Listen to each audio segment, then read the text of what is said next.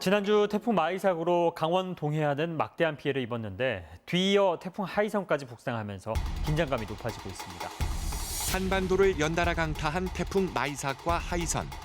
강원 동해안 지역 곳곳은 물바다로 바뀌었습니다. 상습 침수 지역인 강릉 진안상가 역시 태풍을 피해가지 못했는데요. 40년 동안 물난이 계속 들어왔어요. 1년에 많으면 3번. 올해도 봐요. 올해도 2번 들어왔잖아요, 물이. 방파제를 훌쩍 타고 넘은 강한 파도가 맹렬한 기세로 항내를 뒤덮습니다. 집채만한 강한 파도가 휘몰아친 삼척시 임원항도 이번엔 무척 심각해 보입니다. 파도가 완전히 얼마나 넘치고 이래가지고 여기까지 다 들어오고 이래가지고 무서웠어요. 정말. 가만히 망연자서 지켜보는 상황.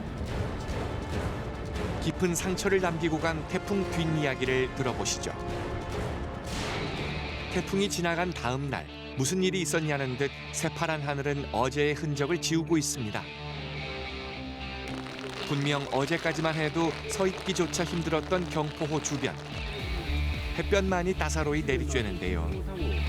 조금만 자세히 들여다보면 후폭풍이 만만치 않습니다. 태풍과 수해가 올 때마다 늘 불안에 떨던 우리 주민들, 이번에도 역시나 피해갈 수가 없었는데요. 오늘 제가 그 현장에서 고군분투하고 계신 우리 주민들의 얘기를 직접 들어보도록 하겠습니다. 온갖 집기들이 거리로 나와 있습니다. 살릴 수 있는 건 씻고 말리고 그렇지 못한 건 모두 다 버려야 하는데요. 하루가 부족합니다. 자, 오늘이 태풍이 지나간 다음 날입니다. 이렇게 보시기에는 굉장히 깨끗해 보일 수가 있는데요.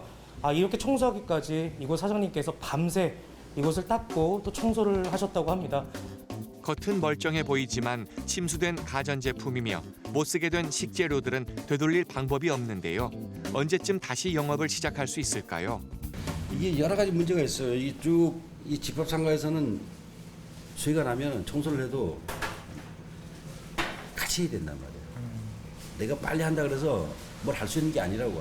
내가 수리 어떻게 깨끗하게 다 해놨다 그래서 뭐 돈 몇 푼 벌려고 장사하는 이건 아니거든. 옆에 사람들이 이렇게 난리를 치는데 와서 그냥 해놓고 저기 있는 게 낫지. 다 할 때까지 기다려주는 거지. 밤을 새우고 또다시 하루 온종일 매달려도 끝이 나질 않습니다.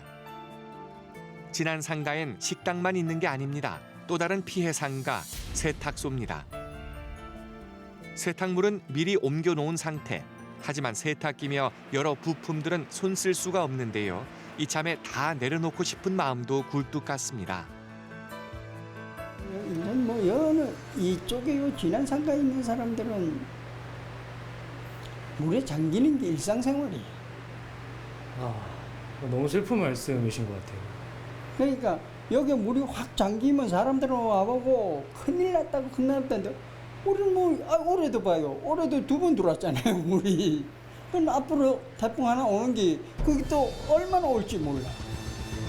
덤덤해서 오히려 더 마음이 아픈데요. 대체 왜 강릉 경포 진안 상가는 비만 좀 왔다 하면 상습 침수가 일어날까요? 그 이유는 멀리 있지 않습니다. 경포 진안상가의 수해는 자연재해라기보다 인재라고 저는 생각을 합니다. 여기에 이제 저희가 조류지를 만들면서 물을 집어넣어야 되니까 이 볼을 만드는 거죠. 작은 볼을. 그러다 보니까 이 많은 물량이 경포호수로 들어와서 제1침수지역이 농경지고 제2침수지역이 진안상가가 되는 겁니다. 여기가 두 번째 문제가 되는 곳인데요. 호수가 넘었을 때 이 물이 다시 용유현상을 하는 겁니다. 그래서 다시 이 지역을 침수를 시키는 거죠. 그래서 여기에 대해서도 수문을 빨리 설치해야 된다. 세 번째는 저 보이시는 다리입니다. 다리 밑에 50cm 보가 있었습니다, 옛날에.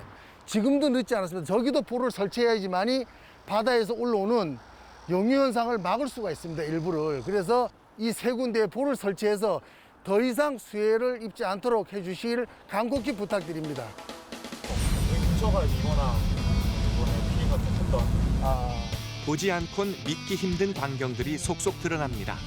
원래 지금 바닥이 원래 이런 건 아니죠? 여기 도로가 근데 눈앞의 상황은 그저 놀라울 따름인데요. 말 그대로 처참한 상황. 방파제는 소용도 없어 보입니다. 탈퀴듯 넘쳐나는 대형 파도. 비바람은 위협적으로 다가와 송두리째 삶의 터전을 빼앗습니다.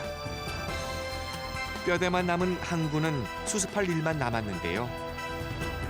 바다에 의지해 살아가는 임원항 주민들, 풍어제를 올립니다.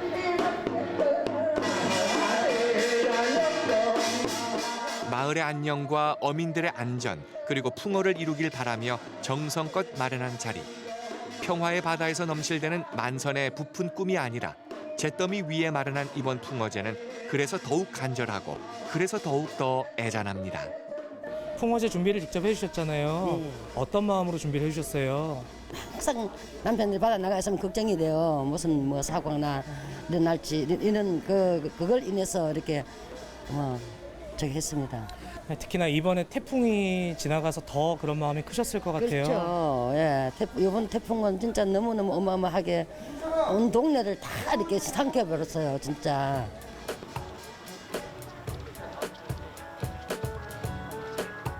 마을을 집어삼킨 그날의 악몽은 무인 카메라에 고스란히 남아 있었습니다. 아, 이게 CCTV에 여기 앞에서. 근데 이게 보니까 우리 이때는 사람들 아무도 없었거든. 다시 봐도 아찔한 상황. 뜬 눈으로 밤을 지새운 주민들의 공포가 얼마나 컸을지 짐작이 가고도 남습니다. 여기서 사신 지는 얼마나 되신 거예요? 그런지 원래 한 15년 정도? 15년 정도?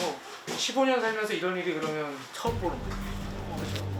그동안 이렇게 심한 피해를 겪지 않았다는 임원항 일대. 대체 왜 이번엔 피해가지 못했던 걸까요? 이번에 유독 이렇게 심한 피해를 입은 원인이 뭐라 생각하시나요? 저 TDP가 집안이 자꾸 내려가니까 방파제 역할을 못했어요. 그 원인이 방파제 역할을 못하다 보니까 파도가 이제 방파제 넘어와 가지고 내항 안에 이제 어선들의 이제 침몰을 시킨 원인이.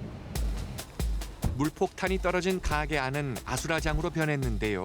손을 놓고 있을 수는 없습니다.